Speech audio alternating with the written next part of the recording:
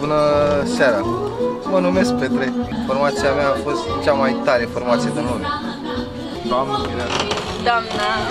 Doamna Eleonora de astăzi. Cum vi s-a părut? Superb! Deci, cu mâna pe suflet vă spun că am avut cea mai frumoasă nuntă și că m-am simțit extraordinar și vă mulțumesc din suflet. Sincer, nu mă așteptam să găsesc o formație care să nu facă pauză. Deci eu nu mă așteptam la așa ceva când am văzut prima dată. Dar am fost foarte încântată, sunt foarte încântată și toți invitații au fost foarte încântați de voi și vă mulțumesc din suflet că mi-ați făcut nunta extraordinară. Eu am fost foarte energit.